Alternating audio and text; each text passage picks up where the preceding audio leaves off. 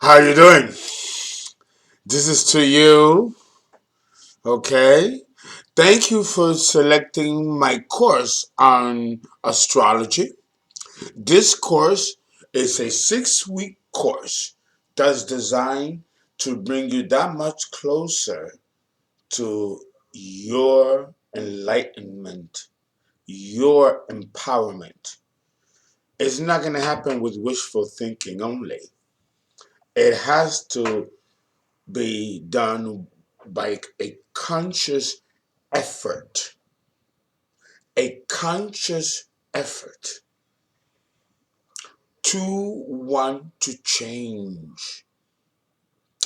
We are God in human form. But the reason why we don't know that we are God in human form, because God decided, and God is represented by the soul. The soul is God. God decided to encapsulate himself into a germinal seed that remains asleep.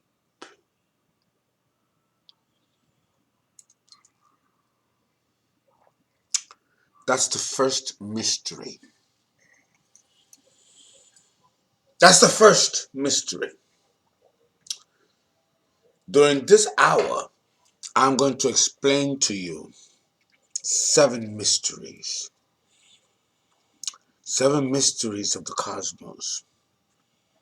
And then I'm going to discuss 7 terrifying truths concerning our planet. And during the 6-week course, I'm going to recommend some books for you to read, to have in your library. But you have to understand that you have to know what you're asking and what it is that you want to know. Why do you want to take this course? To what end? Do you want to be an astrologer? Or do you want to have the information just for your own enlightenment and your own self-empowerment? Well, an astrologer is born. You just don't decide in midlife that you're going to be an astrologer. Well, some people do, because some people feel the calling, know it from birth, but ignore it until they can't ignore it anymore. And then they revisit the issue or the theme, and they think that through their own volition, they decide that they might want to be an astrologer or a mystic. That's okay. But a true astrologer of the caliber of Donna Cunningham, Noel Tile, Robert Hand, McGregor Mathers, Bernadette Brady, Irberton, Robson, who deal with the specialty of the constellations and the stars, and a host of others, great astrologers that, and some of them whom I've had the honor and privilege to have met personally. Many of them graduates from Columbia University, as I myself am also in residence at Columbia University, and also Yale and Harvard. So we have some very well-educated astrologers, well prepared. But we don't have any new and rising astrologers. So therefore, if you are interested in this profession, then you found your teacher. One of many. I'm not going to be the only one. It's impossible. You're going to need a multiple of teachers. If you're going to be an astrologer, you will have already known this from birth. I already knew what I was by the time I came out of the womb. I knew what I was going to be. Not what I was going to be. I knew what I already am. Right? So, and if you have that kind of conviction, then this is a profession that I think, whether it's the first part of your life or second half of your life, that is something that you should consider.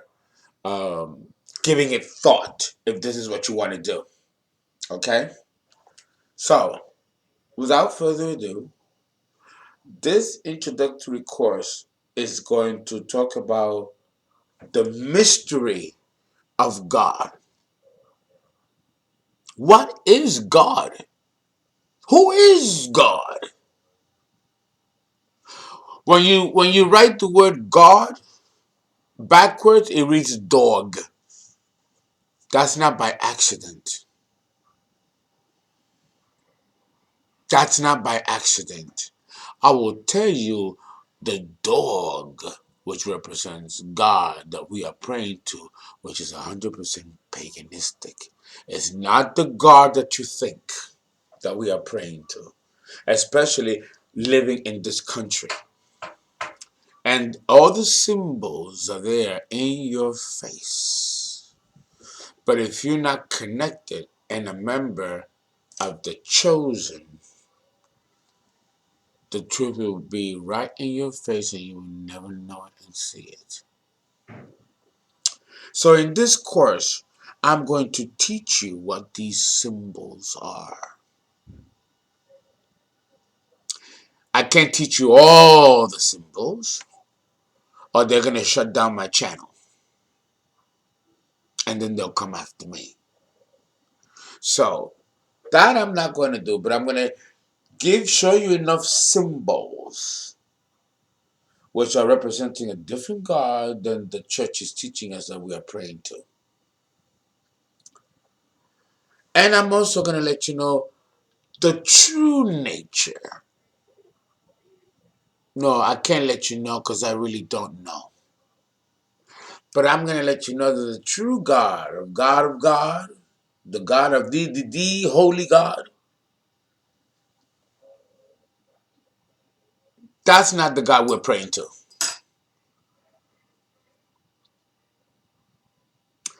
The first thing that you're going to have to accept, ladies and gentlemen, is that there's more than one God running the show.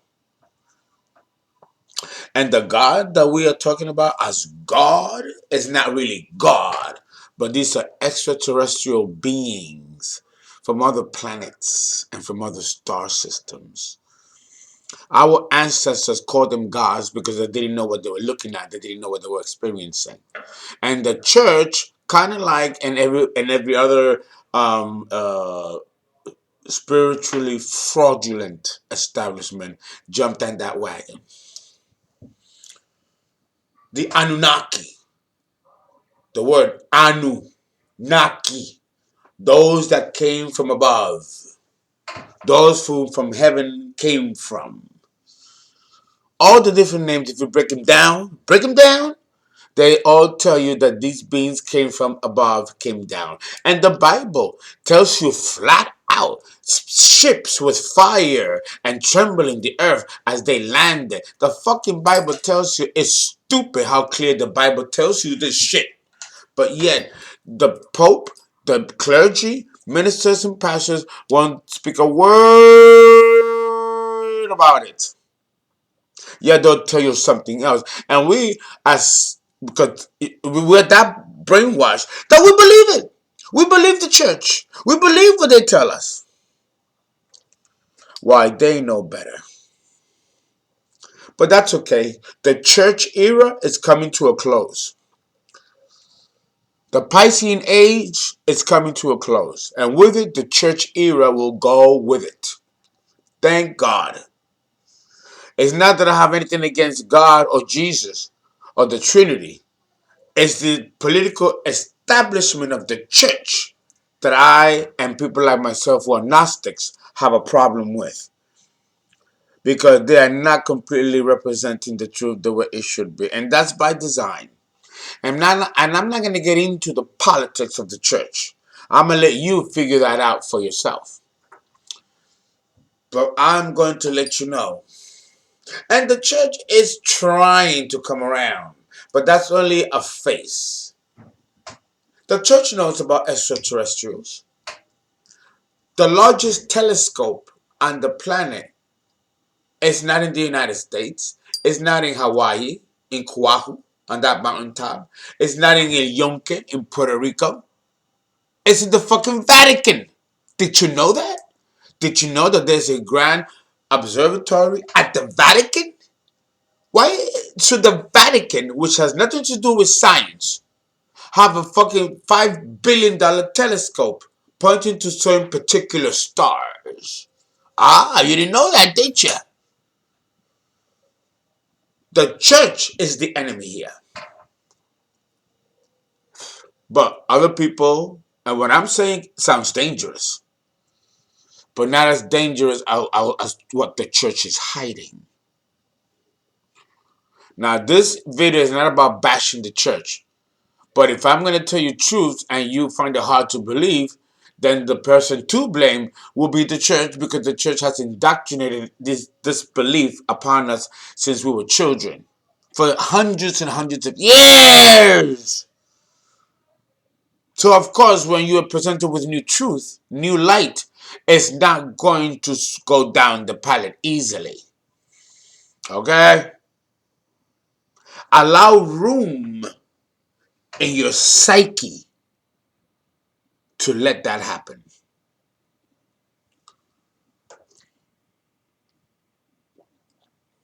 Okay?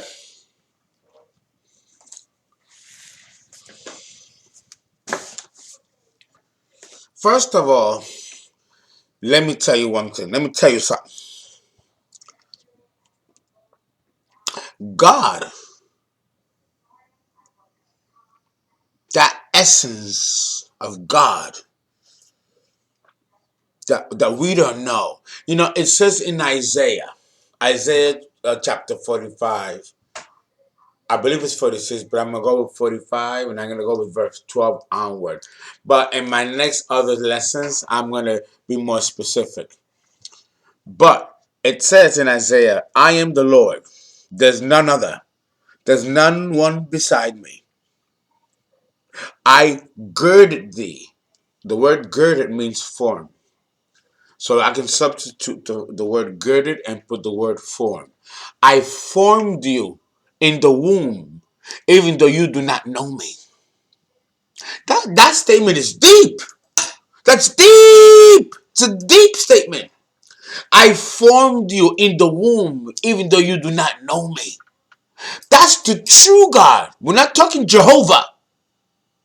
We're not talking Allah, Vishnu, Brahman, Saturn, Elohim, or all the other names in which the demiurge goes under, including Satan. This God, whom we do not know, created our souls and formed us in the womb. Not the womb of a woman, but the womb of space. Remember, space is the first womb where the Big Bang comes out of, and then creates multiple universes and planets and blah, blah, blah, blah, blah, blah, blah. So understand that the first, when they're talking about I girded thee, even though you do not know me, they're not talking about forming you in the womb of a woman. No, they're talking about the womb of space. And the womb blew out and created the cosmos, the planets, and everything that we see out in space. The grandmother is the space. Is that blackness, interstellar space. That's the womb. And so as above, so below. The earth is also a womb. From it comes trees, rocks, vegetations, plants, animals, insects, plants, humans. You get it? As above, so below. So we're talking about two wombs here. The womb of space in which everything is then brought out. And those white lights of the stars, that's the sperm. That's the masculine aspect of God. And then the blackness of space is the womb. In a woman's vagina, in a woman's cervix, it's negative pressure down there. It's negative pressure. Just like the anus, the rectum. It pushes out but not in. So if you're putting something up there, you're either going to fart or you're going to shit on whatever you're trying to put up there. Okay, because it's tight, it's a vacuum. Space is also a vacuum. A woman's cervix and vagina is a vacuum, which is why a man has to really penetrate to get in with his penis. It's a vacuum. As above, so below. The internal pressure inside a woman's vagina and cervix is no different than the pressure in interstellar space. It's deep, what I'm telling you. It's deep. It's no different. No different whatsoever. So we're talking about two wombs. The problem occurred when the other lesser gods took hold of the new formal human and then tampered with it, putting all kinds of shit in it to make him better or make him worse. And that's when you're dealing with the Elohim, or the gods of the zodiac that took part in creating us. But not so much creating us to evolve us, but to enslave us. Because remember, the human origin of the race of human beings was originally formed and created for slave labor. Where do you think we get slavery from? We learned that from somewhere. We learned that from those who created us. And then we turned around and we do it to each other. Everything that we do to each other as human beings, our creators did to us. Like a slave master who beats his slaves mercilessly. Well, then that slave then goes home and beats his wife mercilessly and his children, just the way his master beats him. Because human beings learn and assimilate according to conditioning, psychological conditioning. So we were conditioned through our DNA to pray to a God, to look outside of ourselves, to something outside of us to help us. That was genetically encoded in us. And that was those who created us. So that we can rely solely on them and not on our own divinity, which was created not by these demiurgic beings, but the God who created us in the womb, even though we do not know him, which is really her. That's the second great mystery, that God is a female. It's not a male. Oh, come on. A man can't produce. A man can't give birth. Why human male or male in any kingdom, animal, plant, insect, protozoan, bacterium? I mean, you do have some, the African frog changes sex. But that's a morphology of nature that doesn't follow the actual genetic imprint of nature. This is a backcross to nature. Nature did not intend that to occur. This was an experiment done by beings who tamper not only with human DNA, but with animal DNA. And when you see that, that's a reminder of what took place eons ago. The Venus flytrap is another representation of two kingdoms fused together. When there was experimentation going on with beings trying to change and experiment what was happening down here on this planet. When things got so worse and so bad, and these beings started having sex with our females and men, and have given rise to giants and Nephilims, it became worse and bad. The planet became so corrupted and so bad that God had to destroy it. Not God that we don't know, but the demiurgic God, Jehovah, who then decided who is stewardship of this solar system. And we're going to talk about that. Right? And he decided to destroy the planet because it was so unbalanced. Until it had to be reordered and restructured again with a finesse. Just like the universe was not perfect. The universe collided, broke apart. It took millions of years for our universe to cool down. Let me talk about our particular solar system. Our solar system took forever to become stable. The planets kept crashing against each other. It was chaos. The orbits were different. They're not the orbits today. They're not the orbits that we see today in our solar system. It's not the same orbital path that existed millions of years ago. It took millions of years for our solar system to be in its proper order the way it is now. And that took millions of years. So too, as above, so below. The same process of evolution occurred on our planet, where we have primitive beings, unevolved beings. It was just as treacherous and as dangerous down here as it was stormy and violent up above. And every time there was a cosmic event in the universe, it was a representation of another event happening on the mundane level down below. And we're going to, as every planet was evolved in the solar system, so too was a concept of humanity and growth and evolution also occurred on the earth level. Okay? Metamorphosis just doesn't happen on one plane. It happens on all the planes. All the planes. And this is complex. This is complex information, and it's very occult information. So some of it I'll be able to discuss with you. Most of it I will not be able to. But what I will tell you will be enough to get you and have you on your way. Okay?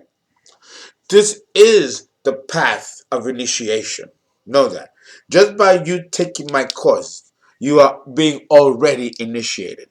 So if you do not want to continue, then let this be your last lesson class and have no more of my classes. Because trust me, by the time I'm done and you hear the information, you cannot pretend that you didn't hear it, and you are going to start. You're going to start experiencing some phenomenon in your life. Some people have already called me, telling me that they're beginning to see ghosts, they're beginning to see beings, their third eyes opening, just because they're talking to me and they're dealing with me because I am an initiate, and I'm discussing these truths. I'm opening you like the Matrix. I'm plugging you, and not everyone is psychologically ready to be unplugged. You know what I mean? So be very careful of what you ask and what it is that you want from this course, because it is going to be deep and you're going to have to do something with it. It's not just for entertainment and enlightenment. This is not the kind of knowledge that you just can sit on. You have to do something with it. If anything, it'll rise you to a cause. Either you're going to be a healer and a contributor to making this a better place, or you're going to go against it. Which side are you on? Shambhala or Agartha? Because the war of the two is still going on. It's still going on.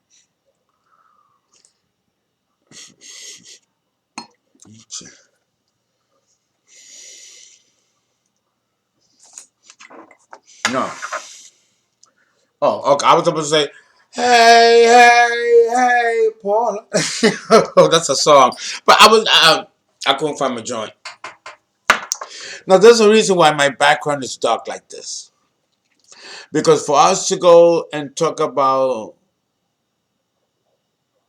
astrology and talk about God and talk about mysticism and talk about our place in the cosmos and why we're here, we need to start at the very beginning.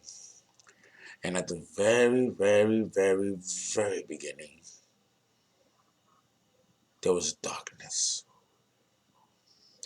And God moved upon the face of the waters. The earth was dark and without form. Let's go back to the very beginning.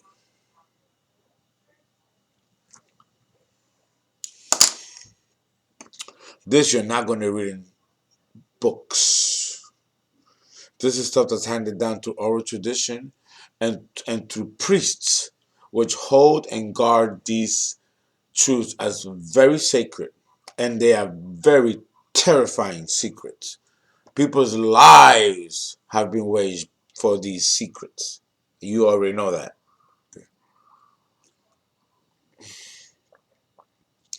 The first mystery is that God is female. Her name is Gaia. Look up Gaia. There's a website called Gaia.com. And I watch it, I like it. I like it so far. I'm comfortable with it because there's nothing not untrue that they're telling you. Not true that they're telling you. So far, so good.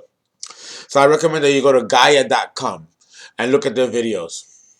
I also have a couple of links to some videos from some very powerful astrologers, white, black, prominent, that discusses the reality of our solar system and also lets you know that these planetary energies are live beings, or they represent live beings, live entities, live energies.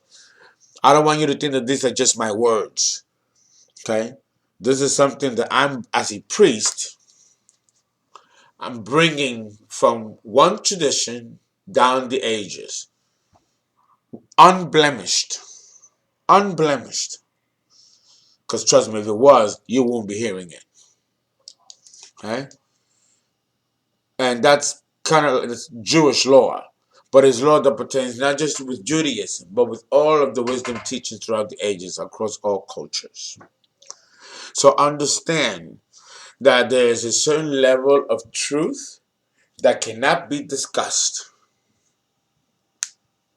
because it's too terrifying, and it can impact your psyche in a way that could lead to depression, to lead to apathy. Some people have wanted to quit their jobs, quit their marriages. Some people, when they get unplugged, they actually are in worse state than they were when they were plugged. Some people should remain plugged into the illusion because psychologically they're not ready to be unplugged. These people can fall apart. You gotta watch the movie The Matrix. They really tell you the truth about that. These very same people can kill you, even though you're trying to save them, because they'll protect the system, because they don't know anything else and don't trust anything else. They've been made not to trust anything else. And guess who are some of these institutions? The church, our government, X, Y, and Z. Okay? And when I say our government, I'm talking the governments of the world, not just our government, the United States, all governments. Because the governments and the heads of state which run countries, they're not completely human either. That's the third terrifying mystery I gotta tell you. Not everything that looks human is human. We got some beings from other star systems that are shapeshifters and they look human, but they are nothing human. And you know how you can tell? These human beings, quote unquote, lack empathy, lack emotion. These are not real humans. Many of them are reptilians, greys and insectoids, draconians, especially those that belong to the royal blood. I'll keep it there and I will go no further. But understand that the greatest, richest, and powers of the world are governed by particular bloodlines. And these bloodlines are not human. They're not human. And that's the third terrifying mystery.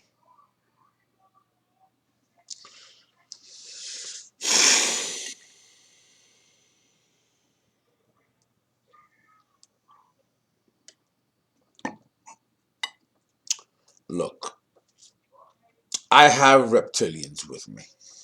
I was born with a few of them. One is with me right now, over my shoulder.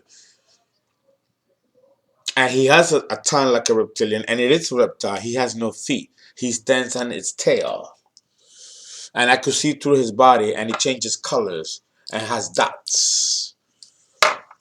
He's angry right now because I'm telling him, but at the same time, he's not that angry because he's gonna think he's this reptilian that's with me is banking on you thinking that I'm crazy.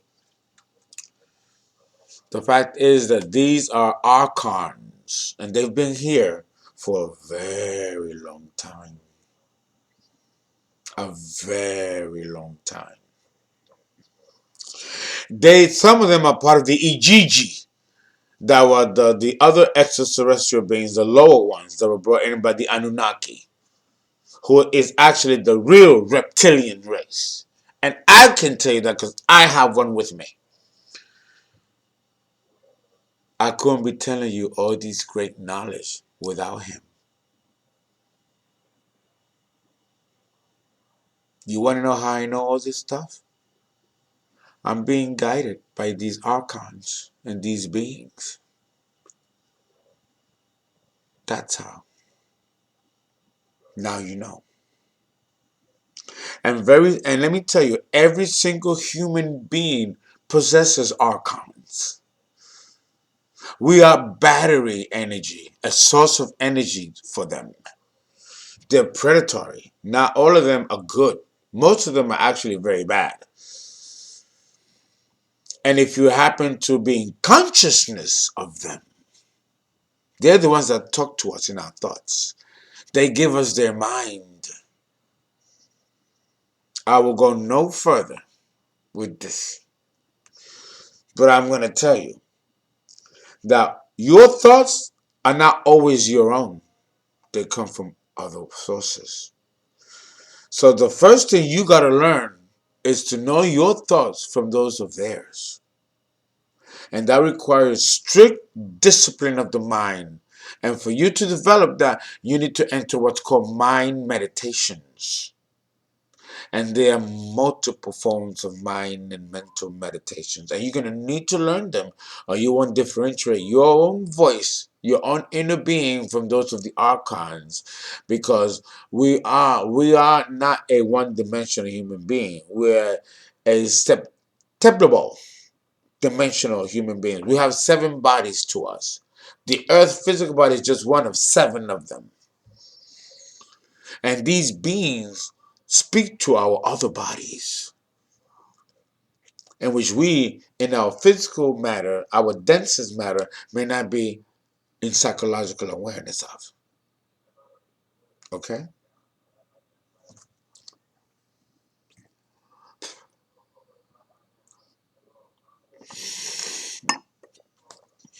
Now, okay, it's been 30 minutes. Now I'm gonna go to the second half. Okay? And I'm going to now, okay, here we go, here we go. You know, because I always have to have a backup to keep things, very accurate. And I gotta have the music, because, they want you to hear the music, but I'm hearing something else. And next I have some diagrams, some visual aids. And this part, oh boy, I don't know how you all gonna take this part. This part. I have not started. I have not started.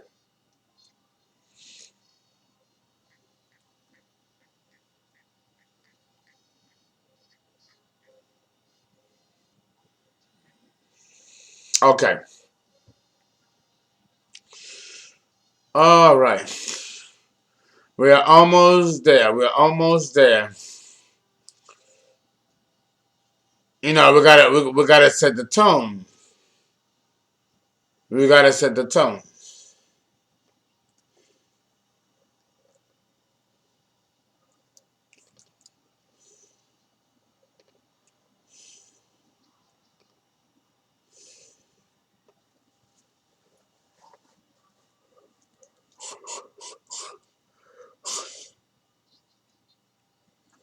Okay.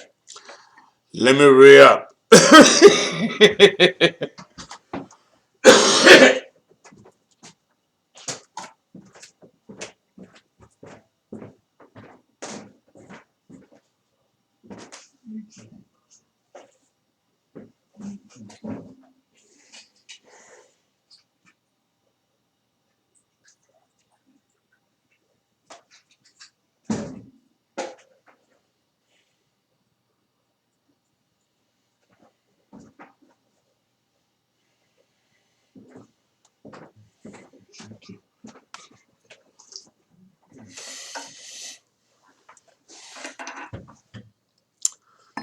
Okay.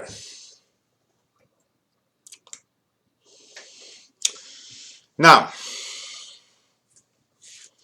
understand that when the Bible talks about in the beginning, Well, let me tell you, there are two worlds: the world of the spiritual realm, and then there is the simulated world, or what we call the great lie, which is this world, the physical world of physical matter.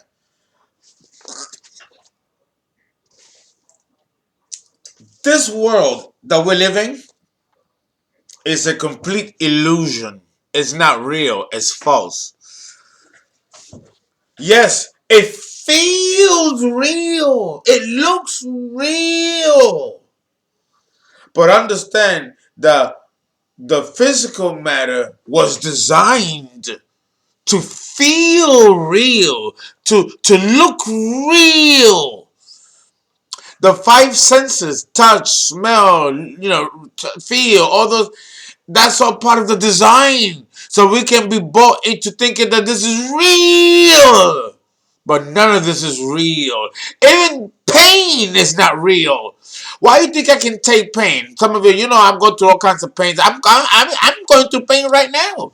But I'm ignoring the bitch because all of it is not real. It's not real. We are living in a hologram of our own making. And if we are led the wrong path, our own making, then it's going to be terrible, a nightmare. And that's exactly what it is today. Man knows nothing but to destroy, conquer, kill. We are no different than the animals in the fields. We like to pretend that because we wear clothes and have jewelry and go to colleges and have degrees and we are seemingly walking erect, that we're so much better than our cousins, our lower natured animals. But in reality, you don't see them fucking each other over the way we humans do they? They act on instinct. We know better, and even knowing better, we choose to destroy. Right? Why is that? So how elevated are we? Really? So understand that what's guiding human nature is not God at all.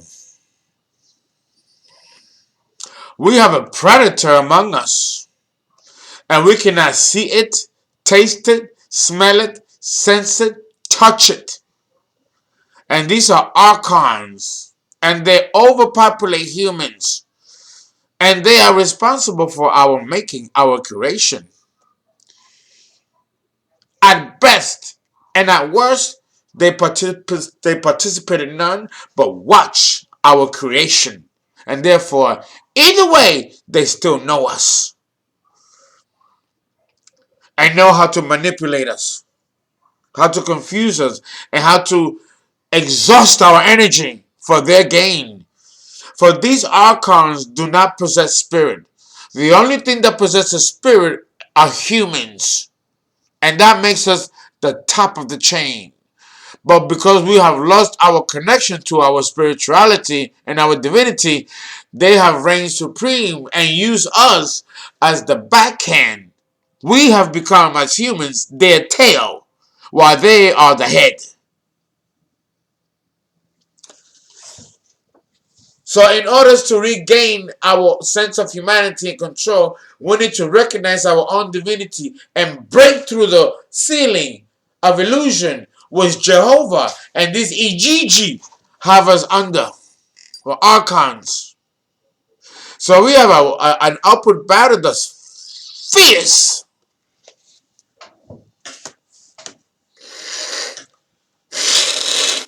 It's true. It's true. So these two worlds, let's go there for a minute. The spiritual world has always existed. Time does not exist in the spiritual worlds. 1 minute is equal to 1,000 years. It's relative. So we don't know the age of the spiritual universe because there is no time. Time does not exist. And that's a difficult concept to grasp. Time only exists down here. And that's what makes this world such an illusion.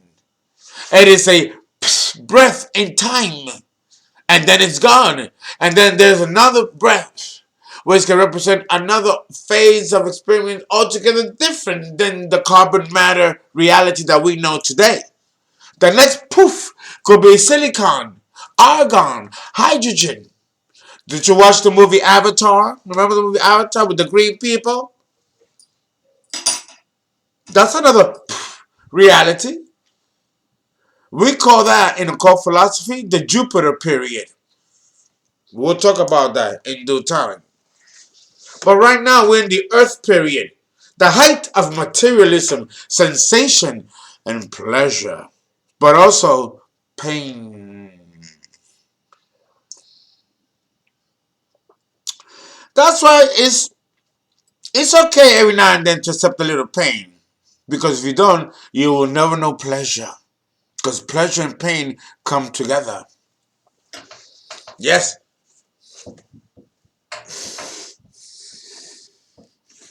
Okay. Classic Spanish jazz. It helps soothe the elementals. Oh, I forgot. I got elementals. We all have elementals. Well, elementals I found in nature, but I'm a nature boy. So I have a lot of nature spirits around me. And that's another category to discuss. So let me tell you. So I'm going to, have to break it down to you. Okay? That the world of spirit, even as a shaman,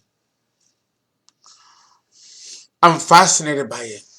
When I do my travels in my astral bodies and go to all different worlds and stuff, it's fascinating stuff. But one thing that I can never fathom about the spirit world, and the spirit world is composed of many layers. The astral plane is only but one of those layers.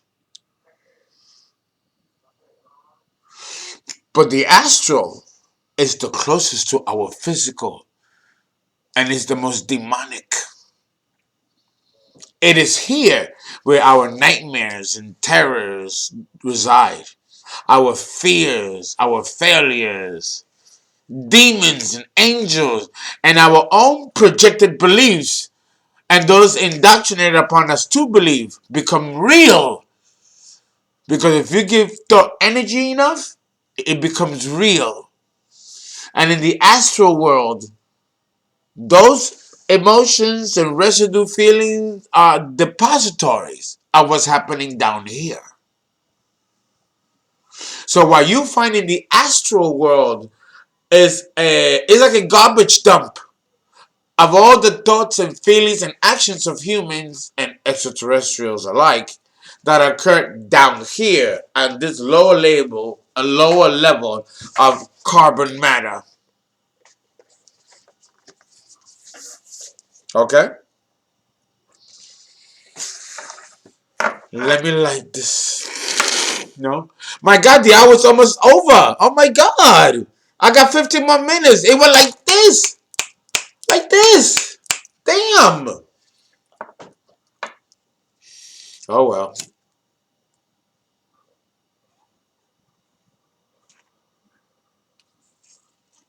I hope you're having a good time, because I certainly am having a wonderful time giving you these truths. I never thought in my own lifetime that I would be able to do this. And I know that it's dangerous what I'm doing. But I'm an Aries moon. You know what to say. If you're going to go, you might as well go with a bang.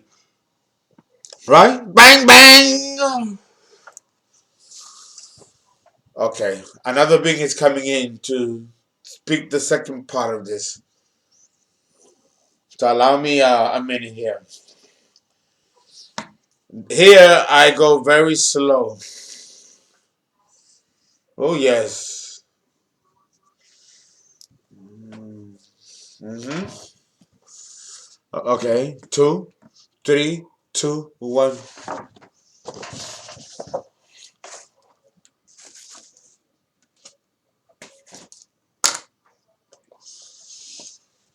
let me discuss how this world came to be.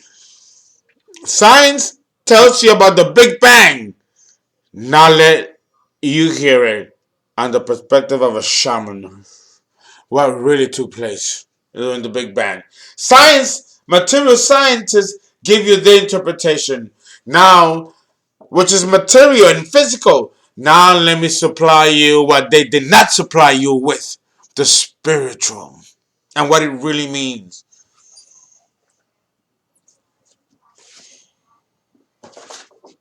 Yes, ready?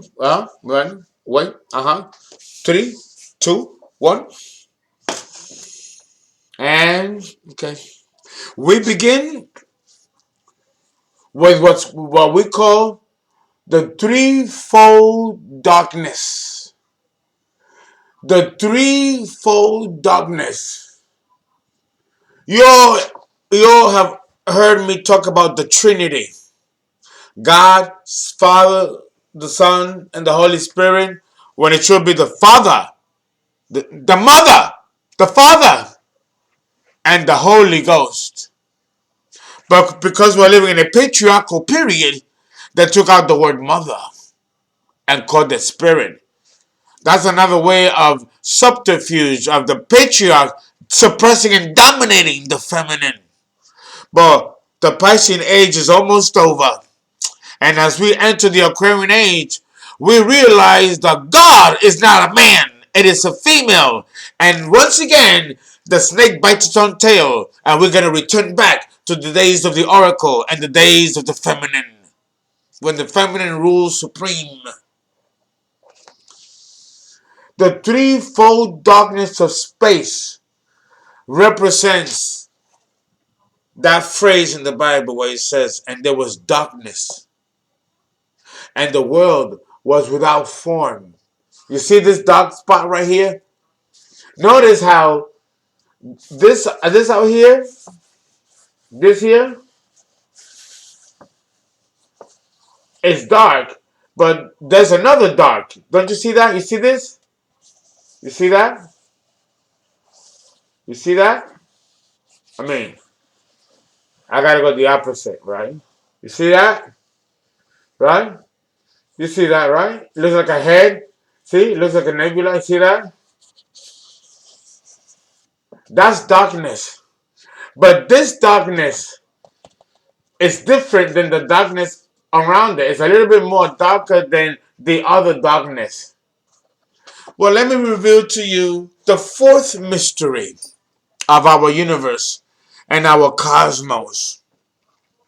And that is that space, when you look up above and you see total black, whether you see total black or a night sky populated by stars, because depending on our planet's atmosphere, if it's cloudy, if it's sunny, depending on if it's in high inclination and declination, right?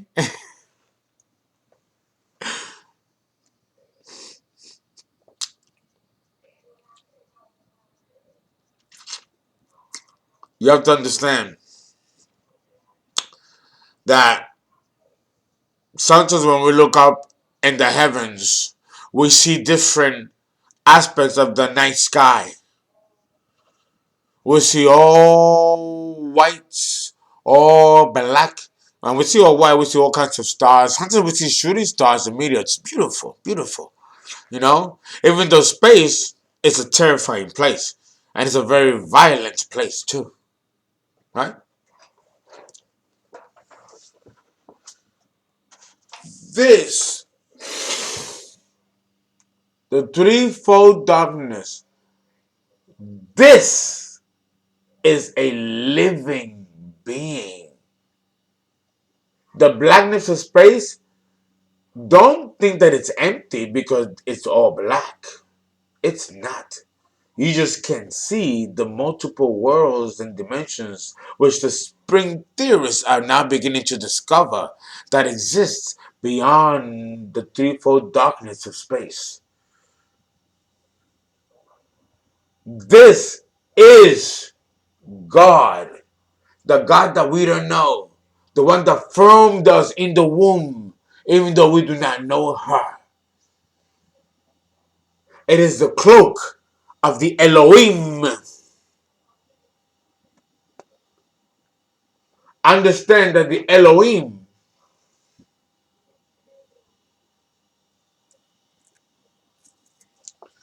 this is the cloak of the Elohim. Remember, the word Elohim means gods. And the word Elo and then Im means male and female. Here we go again with the bisexuality of God. So therefore, we were created in his likeness and his image. So therefore, the bisexuality of what is God is also in us.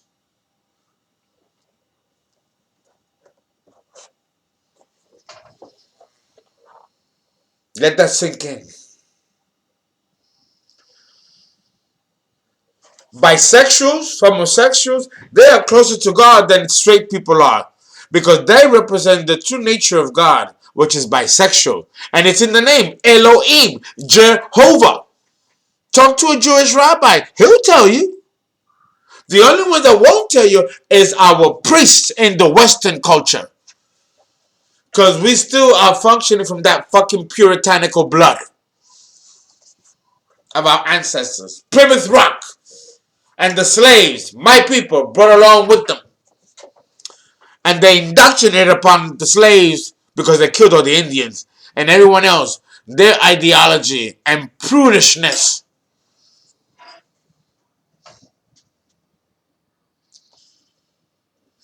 So, you are God because you are both feminine and masculine. I don't care how straight a man is. I don't care how much he grabs his dick. And I don't care how much of a jock he is. He still has a feminine nature. Because if he didn't, then he won't be of God. Because God possesses both. And so do you. And so do I. Every woman possesses. Like I've had women say, suck my dick. Much better than a nigga. Okay? And they mean it. And if you really think about it, a woman's clitoris is a penis. It's a small penis. But that is symbolic of the penis in a woman. So technically she do got a dick. And for us men who may enjoy the backside of sex, that could be the vagina or the vulva. And there are men who can lubricate and squirt just like a woman does in her vagina in the rectum. And that should not be happening because men don't possess those receptor sites in our body to do that. But that's how powerful the mind can be when you're caught up in that moment. Where it produces that. And the only way that can happen is because the feminine energy still resides in that man, despite the fact that he has a male organ. There were hermaphrodites before there were men and women, where men and women possess both sex organs. That lets you know, and functional, okay, they function. So that lets you know right there that we have these bisexual feelings because we have both organs until Jehovah, the God, decided to separate the sexes. And I will be talking about that down the road. Oh, yes. I will be talking about that in gross detail with plenty of bibliography and references. Okay? So understand that if you like yourself an occasional girl and you are a girl, or if you're a dude and you want to occasionally have a young dude on your side or have a twink, know that that's perfectly natural because we're all inherently bisexual by nature. The ego. And this is another occult mystery, and it is the fifth occult mystery, is that we are all bisexuals by nature. The soul, the ego. And, mental health professionals know this. Don't get it twisted. And if they tell you no, give me their name and their number and give them my name and number and put me on speed dial and put me on speaker. Watch me tell him a new one or her a new one. Because then they are going against their license because it is very true and this now has become an established scientific fact. So don't feel guilty or hanged up if you like the same sex, because it's in us. That doesn't mean, though, that you're going to go and be amoral, too. Because you could be amoral and be straight. And this isn't a discussion about gay or sex. But we have to discuss it because God is a part of that. Didn't the angels come down and have sex with our human females, giving rise to Nephilim? So sex is important and we got to talk about it. And it also represents the sixth mystery. We are going on 5 minutes before we finish our first hour session. From the darkness of space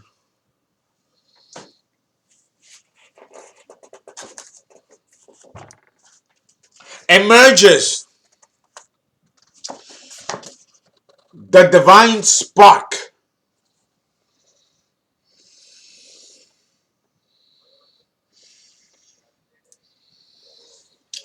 The divine spark.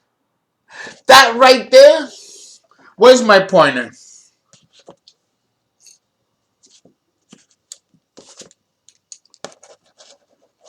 Right here. Where am I? Right here. Right here. See that red part? That's Aries. The baby! Here we see God dip into matter and manifest himself. Why did he do that? Well, actually, here I gotta say he. Here, this is no longer she. Here we have she. Remember, a woman is passive. A woman is feminine. A woman opens her legs and allows birth to come forward. Whether it is a baby, a business, an idea, or a race, or a universe. This is the state of the female. But once she decides to dip into matter, she needs another form of energy which doesn't require that she lays on her back with her legs open to give birth to humanity and to the universe. This energy requires that you penetrate the cloak of Jehovah, the cloak of Elohim. Something needs to puncture, like a dick going into a pussy. Something needs to puncture the universe and bring about the energy of Gaia. And here now we have the representation of the male energy. This is the beginning of Aries, which is why it's red, right? And the planet Mars, which belongs to Aries, is also red. You see the connection? Aries represents the Big Bang. This is the divine spark. And then from the divine spark, we have the nebula. The nebula. Understand that this is still living energy. This is a living entity. You see the different colors? White, green, red. Those are going to become future galaxies, future solar systems, future universes. It is the primordial egg. Right? You see it? It is the primordial egg. Right? The egg that the serpent holds on his mouth. This is the primordial egg. And notice it's green because it gives life. Now life comes where there was none. Okay? And then from there, you have the Elohim manifestation.